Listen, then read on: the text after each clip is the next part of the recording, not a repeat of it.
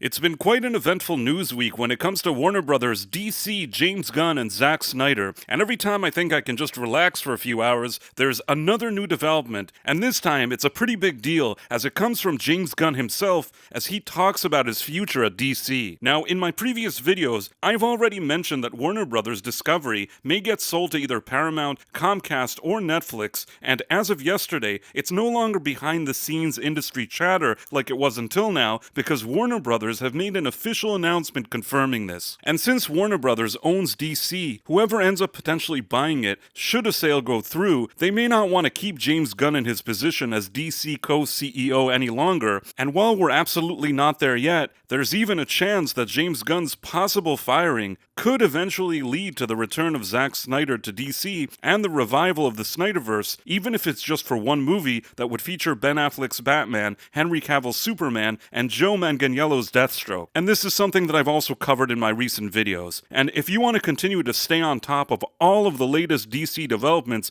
as they happen, please make sure to like and subscribe so that you're always notified when there's a breaking story. Now, when it comes to James Gunn, after his Superman flopped at the box office and disappointed on streaming, his Peacemaker Season 2 lost 40% of its viewers, and his Creature Commandos animated series never even found an audience, it looks like James Gunn's job at Warner Brothers has never been more in jeopardy. And if Gunn does end up being pushed out, whether now or next year at the end of his contract, it will truly be a case of karma, because as they say, you can fool some of the people some of the time, but you can't fool all of the people all of the time. If you recall, in 2023 when Gunn was appointed co-CEO of DC Studios for Warner Brothers, rather than working with the DCEU main cast to give viewers some type of closure for that universe that had been around for years, Gunn opted to fire everybody that had any connection to Zack Snyder, including Henry, who had just been rehired, Ben Affleck, who had also just been rehired, and Gal Gadot, who was under contract, but excluding James Gunn's wife and any of the projects that he'd been involved in, for some reason, he wanted everybody to be gone. And whether people liked Zack Snyder's take on DC or not, most people were, if nothing else, fine with the cast of the DCEU, but it seemed like Gunn completely ignored the sentiments of moviegoers because he likely preferred to pay attention to his own sentiments and ego, and I think he didn't like the fact that they were Zack Snyder's people and not necessarily his people. And I believe that's at least one of the reasons why Gunn was so fired up about completely rebooting the DC franchise. Even at that time that he announced all of his new plans, I thought Gunn was making a mistake because while I suppose he was in his right to get rid of what he considered the old guard,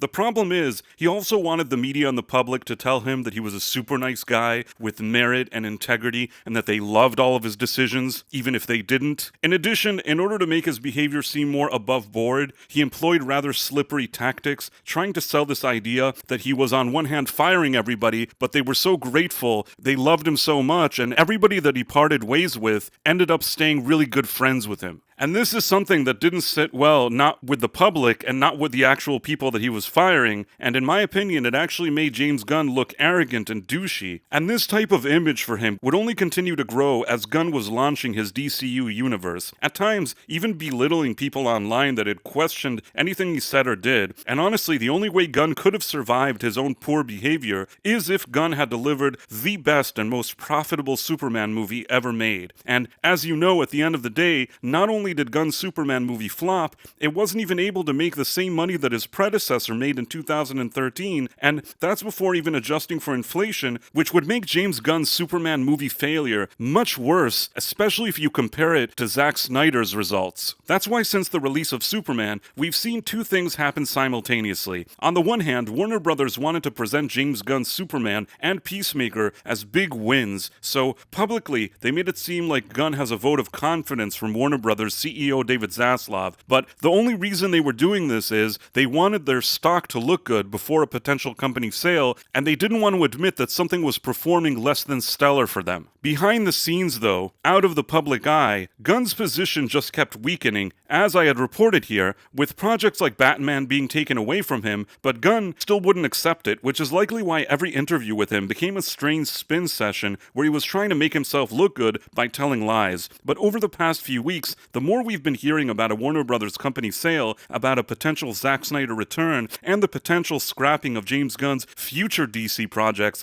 his tone has suddenly changed. First of all, last week he went to Threads of all places and told people that it's fine if they didn't enjoy Peacemaker, and this was just a few weeks after he labeled those very people as ists and phobes for not liking Peacemaker, and now we have a new interview with Gunn that he did with a YouTuber called Boba Talks. Shout out, by the way, to Cosmic Book News, who've been doing a solid job reporting recently, and they found and clipped this. Now, as you'll see in the interview, James Gunn talks about his future projects and starts with the sentence, "if I stay," but then he cuts himself off. So, one thing I've been really curious about is you've referenced things like Peacemaker Season 2 and Lanterns setting up different threads and arcs. How far do these arcs go? Like, do they culminate in Man of Tomorrow, or can we expect them to go further than that?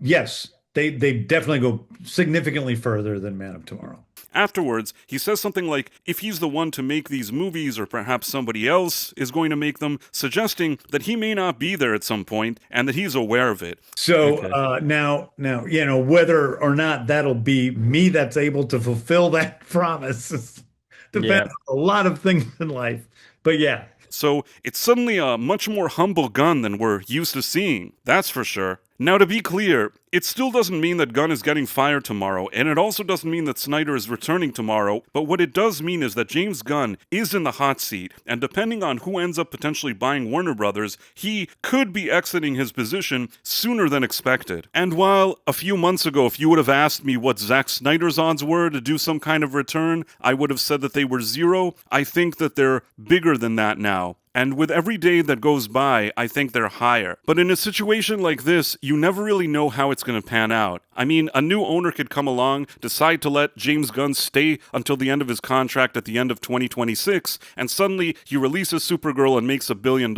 It doesn't sound likely to me, but anything is theoretically possible. But if you want to keep getting notified when there's new developments, please make sure to like, subscribe, and get notifications so that you're always up to speed. Thanks for watching, my friends. Thank you, and good day. I am such an awesome guy. I make so many videos, but I'm